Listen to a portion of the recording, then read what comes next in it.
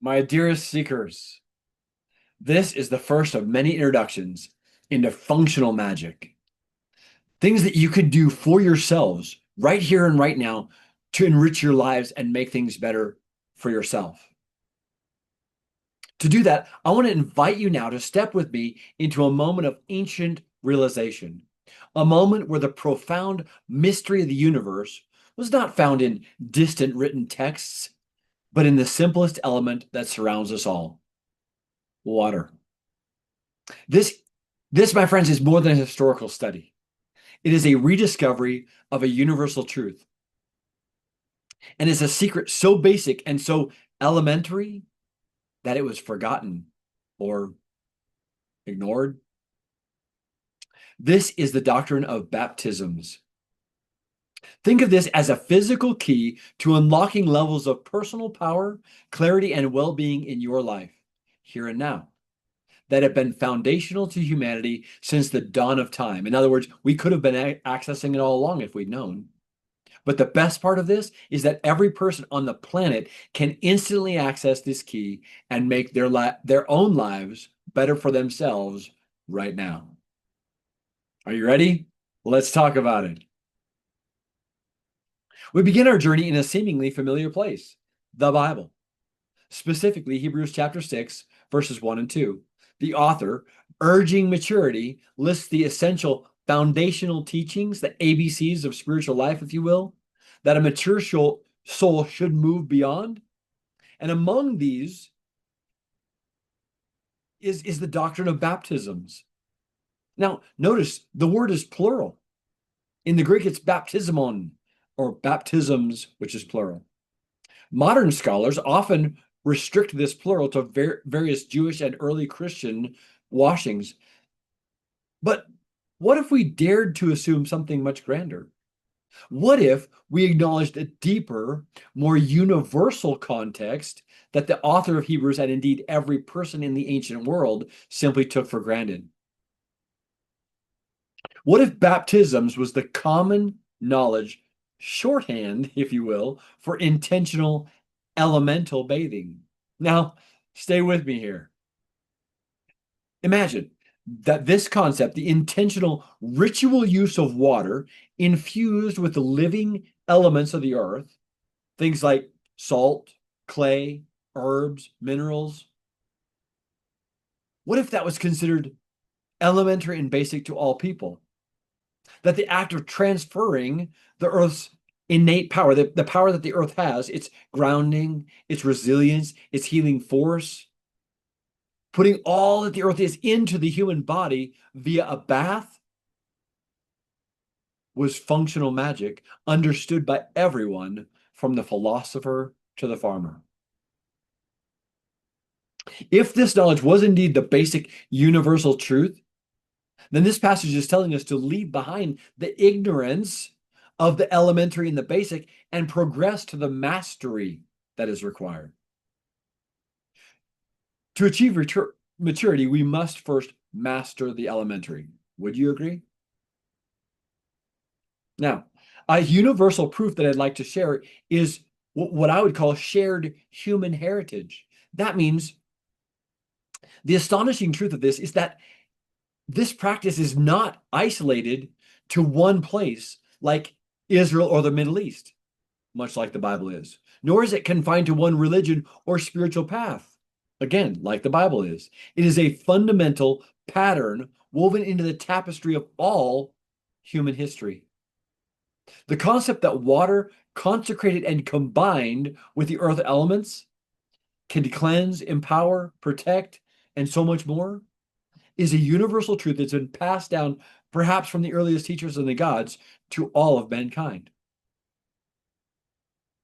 Let's take a brief survey. Let's look at the whole globe real quick. In Egypt, in the Nile River, it was a baptism into the power of renewal and sustenance itself, and the deity of the rivers. It was connected to the individual, directly to the happy, the deity of the river's individual giving, life-giving ability. Excuse me. The Romans did use water and sometimes salt for purification rite, aimed at warding off ill omens and ensuring military strength. Hinduism, the sacred Ganga, The acts of the bathing in the Ganga was profound spiritual cleansing, where the physical water is believed to wash away sins and karmic debris, directly connecting the devotee to the divine flow. In Japan, this is the extreme elemental test, standing under a freezing waterfall or ocean waves, not just to cleanse the body, but to spiritually cleanse the soul of pollution and prepare for a direct connection with the spirits. This is powerful stuff. In Islamic mysticism, it's preparation for prayer, signifying that spiritual readiness requires physical purity, an absolute elemental prerequisite, of course, for communion with the gods. Herbal baths in African tradition, wow, across the continent, in multiple places, specific plants and flowers are steeped and used for bathing, targeting ailments, breaking curses, attracting prosperity. The earth's medicine is intentionally brewed and transferred into the individual. In Buddhism, consecrated water is to purify negative karma, remove immediate obstacles, and empower the body for spiritual work. The intent is entirely focused on energetic transference, moving that energy back and forth. The sacred springs and wells in Celtic tradition, it was done specifically for health, for healing, for luck, and prophetic insight. In Judaism, the idea of living, flowing water for rites of purification underscores the idea that only the pure primal element can resist the energetic state of the body. And let's not forget the steam baths of the Native Americans, the cleansing the spirit, the sweat lodges, cleansing the spirit, strengthening resolve, and providing visions. Guys, this is not coincidence that it's all over the entire globe all the time. This is a common language to all people in every culture and in every corner of the world. Independently discovered, they all discovered the exact same truth. The intentional union of water and earth transforms these human spirits. My friends, this is part of your inheritance. It is not an abstract lesson. It's a practical tool given to us by the Most High God for the purpose of fulfilling your Genesis mandate. Be fruitful, multiply, fill the earth, and subdue it. Dominate your creation for good. The one thing Christians can't do. But here's the promise. The doctrine of baptisms is truly a basic instruction in elementary self-empowerment. You want to make yourself better? Start there. Okay, so then what can we expect when you bring this elementary intentional action back into your life? Guys, the benefits are not merely symbolic or spiritual, if you will, but they are functional and measurable in the quality of your daily existence now. They will make a difference in your life here and now when you apply them. I've thought of three things that I've seen in my own life and borne witness to in other people's lives that I want to bring focus and clarity on. One is mental clarity and focus. In our modern high-speed world, we accumulate psychic static, right? The constant buzzing of digital life, stress, and other people's anxieties. This static clouds judgment and it fractures your focus. The intentional solution that I would suggest is a salt clay bath. The ancient use of salt was primarily for warding and cleansing. Salt is a powerful, energetic absorbent.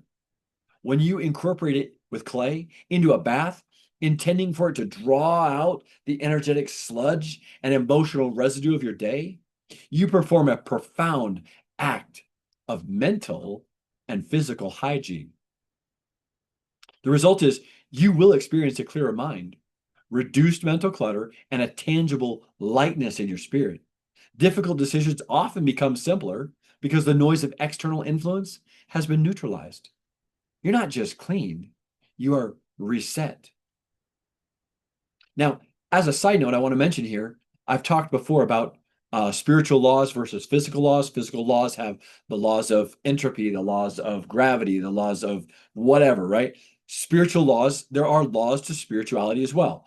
This is the first one we want to discuss. But did you know that, as side note, a benefit of a salt bath is that evil spirits cannot go in salt water? That's a spiritual law.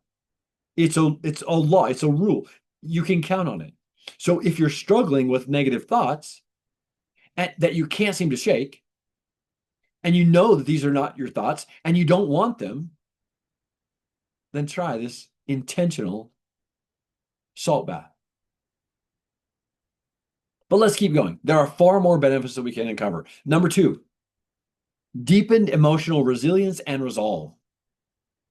This modern life often leaves us feeling rattled and rootless, ungrounded and easily swayed by external criticisms and pressures, right?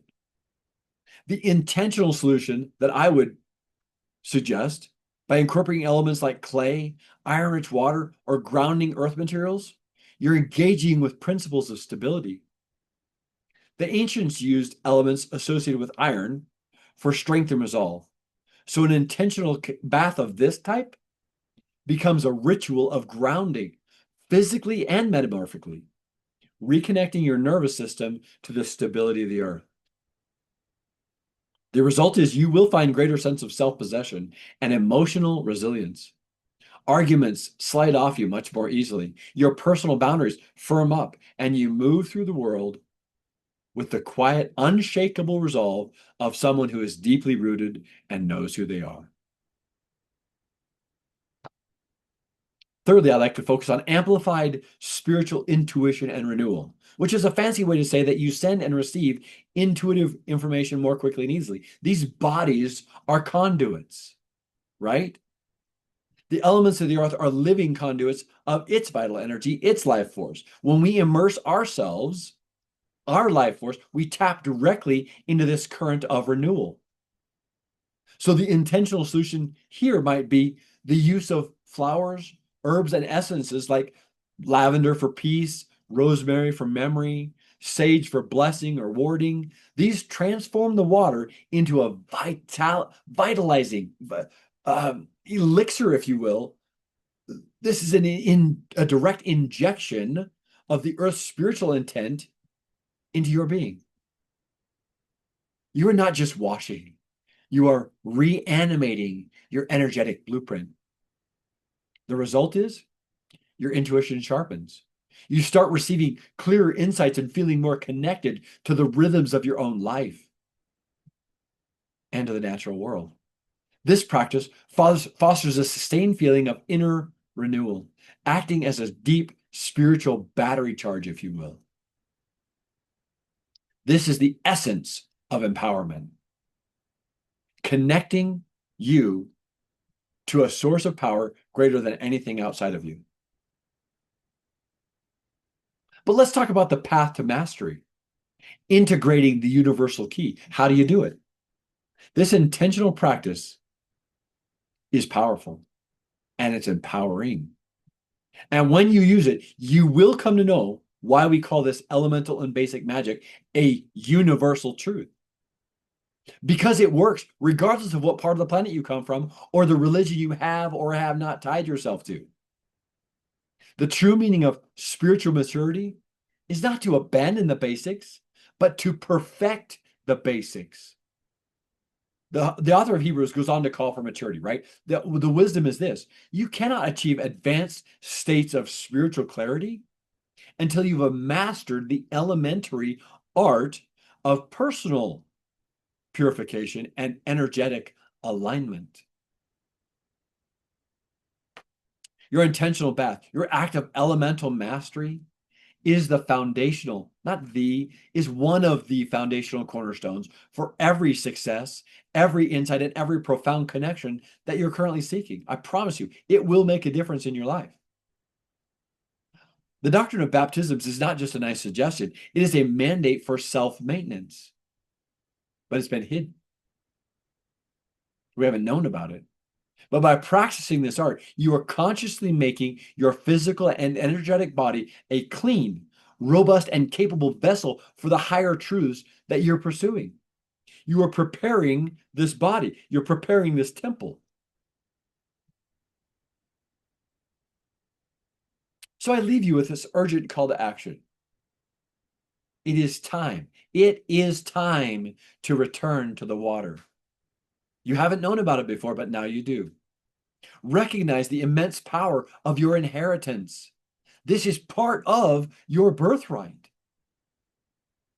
Go to your own well. Go to your tub, your shower. Go to your nature, rivers, ponds, lakes, streams, whatever, and reclaim this ancient universal tool to make your life better.